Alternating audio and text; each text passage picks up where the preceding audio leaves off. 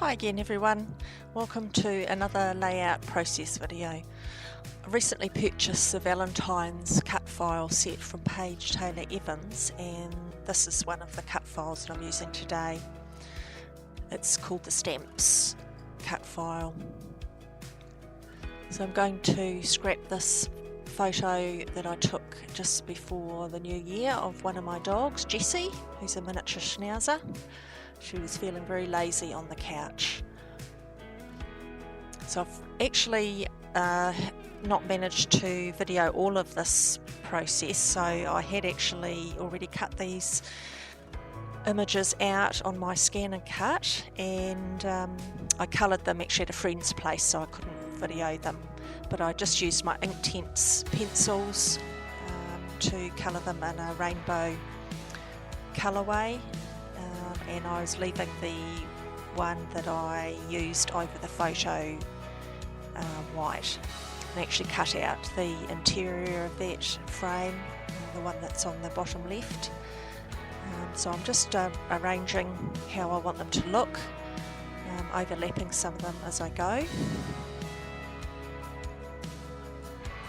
Now I'm just cutting down the photo, just trying to decide how I'm going to place that in the frame.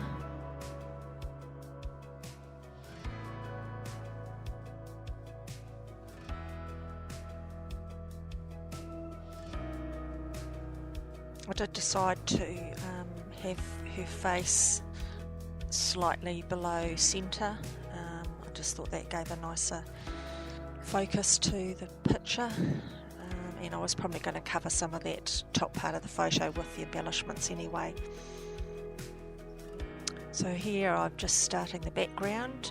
I've actually primed my paper with some clear painting medium, just as I've been experimenting, so I'll probably explain that, show you a little bit more of that in future videos. Gives a nice surface for the type of media that I've got. I don't have all the usual magicals, etc. powders that a lot of scrappers use, so I'm just using what I've got in my stash. And this is just a watercolour, black watercolour, which I've watered down because I didn't want it to be black. I wanted it just to be grey to fit in with the photo being black and white. And I'm dabbing off with just a paper towel, which actually gives leaves a really nice texture. And I didn't want too much water on the background either. So here I'm just drying it off with my heat gun. Now I'm going to use some texture paste with a stencil. This is a set of 3 stencils, but I'm using the heart stencil.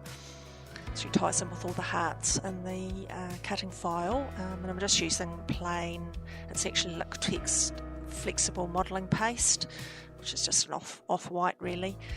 So I'm just applying that randomly over the background. Well, not so randomly, I am placing it because I know roughly where things are going to be going, and I'll leave that to dry.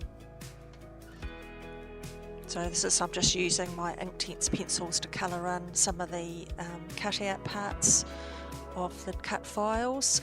I actually only end up using this one colour, but I do colour a few more in, but I'm just showing you how I use my Inktense pencils.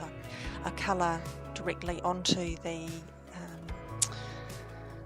cardstock and then use a water and a brush to disperse the colour, and then if I need a deeper colour, you can't really put it directly over damp paper, so I just use a brush to tip technique, just to pick up some more ink.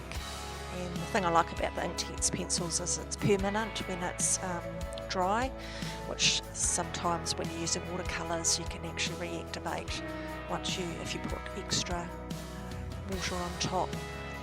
So I don't actually end up using these 3 hearts. Just giving you an idea of a different technique. I'm just using this press and seal, which just keeps all those cut files in roughly where I want them, so I don't have to rearrange and then forget what I'd actually decided on earlier. So here I'm just going to stick down all my cut file pieces. Some of them I've stuck directly to the cardstock, so the orange one, I think the yellow one as well. Others I'm just layering up a little bit higher with dimensional foam. So now I've just about finished applying all those pieces. This is my last little bit here.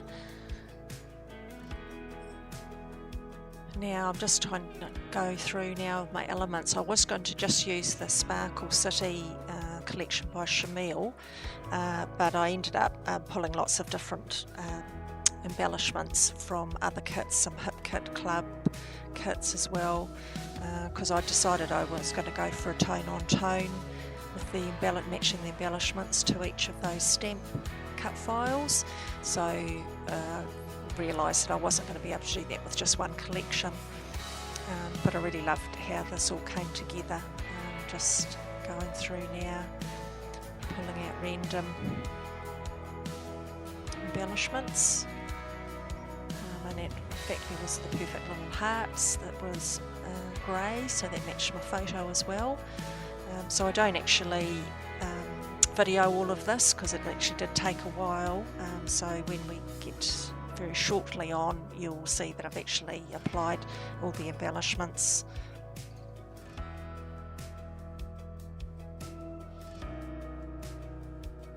So now here's my finished layout.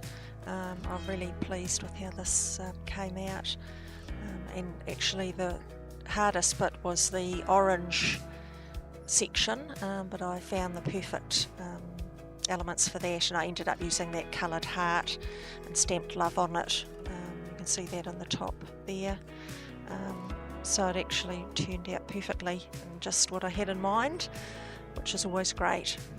So I hope you enjoyed watching this, and love you to subscribe to my channel and you can see future process videos. Thanks.